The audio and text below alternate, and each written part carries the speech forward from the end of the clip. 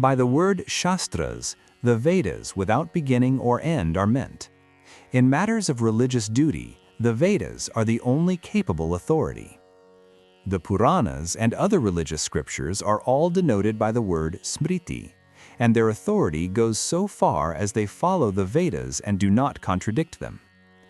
Truth is of two kinds. One, that which is cognizable by the five ordinary senses of man and by reasonings based thereon, and second, that which is cognizable by the subtle, supersensuous power of yoga. Knowledge acquired by the first means is called science, and knowledge acquired by the second is called the Vedas. The whole body of supersensuous truths, having no beginning or end, and called by the name of the Vedas, is ever existent. The Creator himself is creating, preserving, and destroying the universe with the help of these truths. The person in whom this supersensuous power is manifested is called a Rishi, and the supersensuous truths which he realizes by this power are called the Vedas. This Rishihood, this power of supersensuous perception of the Vedas, is real religion, and so long as this does not develop in the life of an initiate, so long is religion a mere empty word to him, and it is to be understood that he has not taken yet the first step in religion. The authority of the Vedas extends to all ages, climes, and persons. That is to say, their application is not confined to a particular place, time, and persons. The Vedas are the only exponents of the universal religion. Although the supersensuous vision of truths is to be met with in some measure in our Puranas and Itihasas and in the religious scriptures of other races, still the fourfold scripture known among the Aryan race as the Vedas, being the first, the most complete, and the most undistorted collection of spiritual truths, deserve to occupy the highest place among all scriptures, command the respect of all nations of the earth, and furnish the rationale of all their respective scriptures. With regard to the whole Vedic collection of truths discovered by the Aryan race, this also has to be understood, that those portions alone which do not refer to purely secular matters, and which do not merely record tradition or history, or merely provide incentives to duty, form the Vedas in the real sense.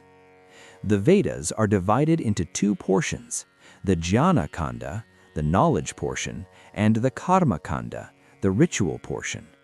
The ceremonies and the fruits of the Karma-kanda are confined within the limits of the world of Maya, and therefore they have been undergoing and will undergo transformation according to the law of change which operates through time, space, and personality.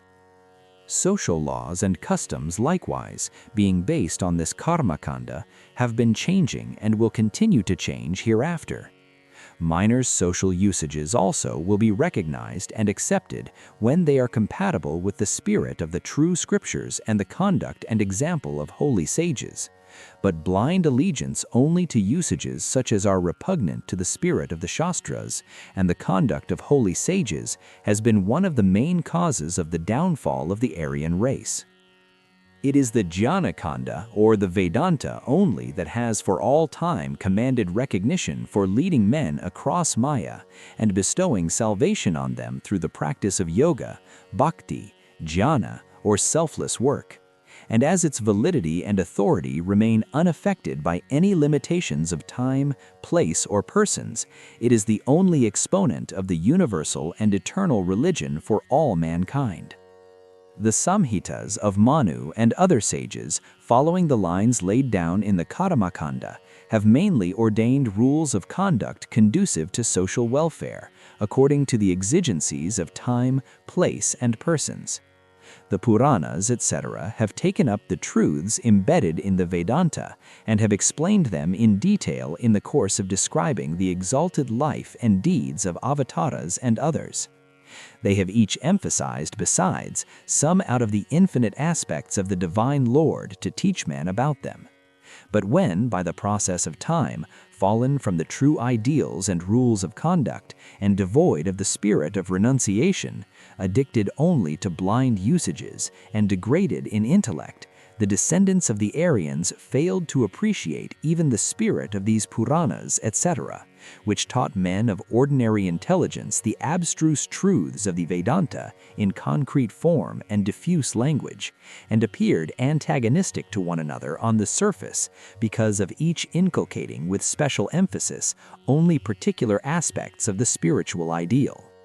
And when, as a consequence, they reduced India, the fair land of religion, to almost an infernal confusion by breaking up piecemeal the one eternal religion of the Vedas, Sanatana Dharma, the grand synthesis of all the aspects of the spiritual ideal, into conflicting sects, and by seeking to sacrifice one another in the flames of sectarian hatred and intolerance, then it was that Sri Bhagavan Ramakrishna incarnated himself in India to demonstrate what the true religion of the Aryan race is, to show where amidst all its many divisions and offshoots scattered over the land in the course of its immemorial history, lies the true unity of the Hindu religion, which by its overwhelming number of sects discordant to superficial view, quarreling constantly with one another, and abounding in customs divergent in every way, has constituted itself a misleading enigma for our countrymen and the butt of contempt for foreigners. And above all, to hold up before men for their lasting welfare as a living embodiment of the Sanatana Dharma, his own wonderful life into which he infused the universal spirit and character of this Dharma, so long cast into oblivion by the process of time.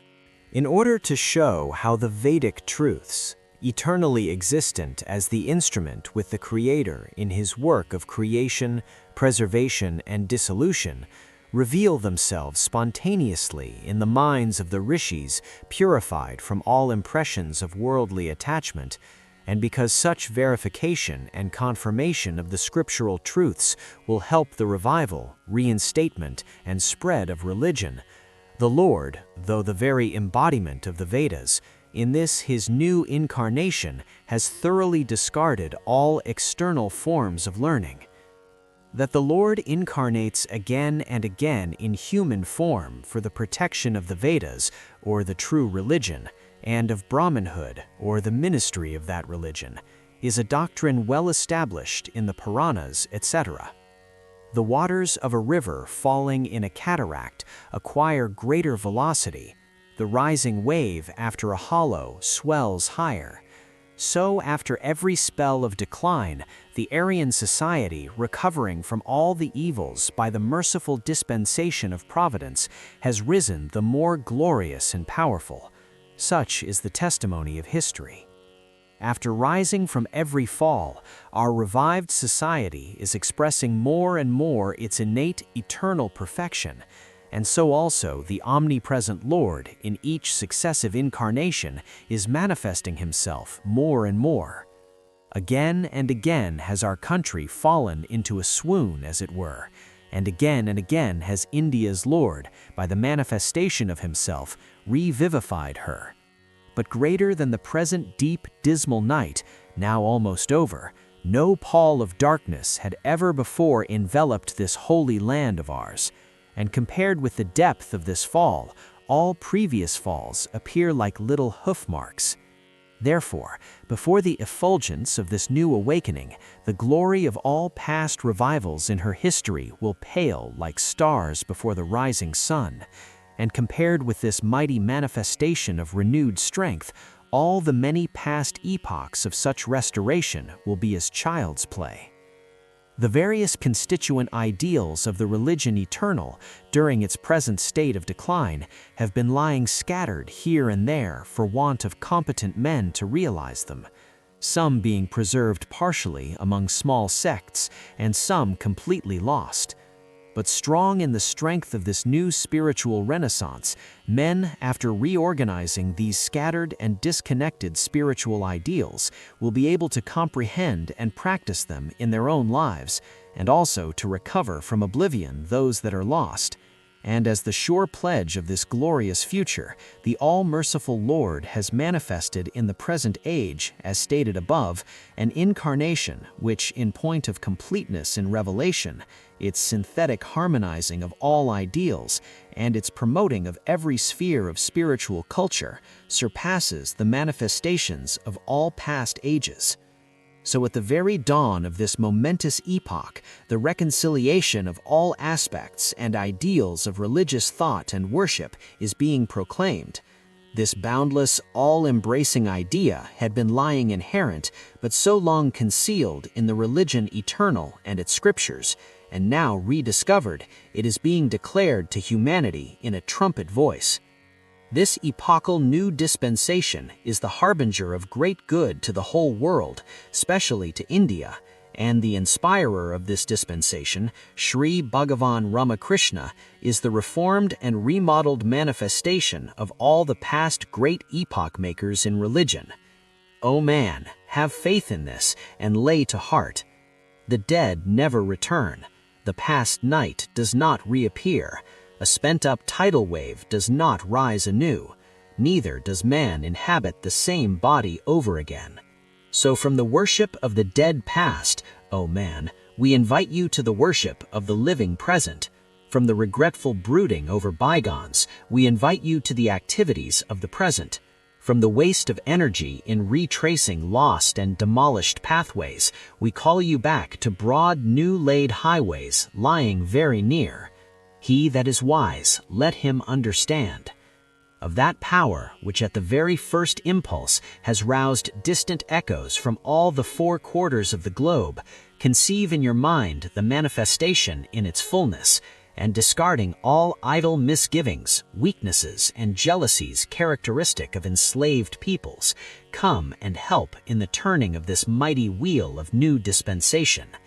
With the conviction firmly rooted in your heart that you are the servants of the Lord, His children, helpers in the fulfillment of His purpose, enter the arena of work.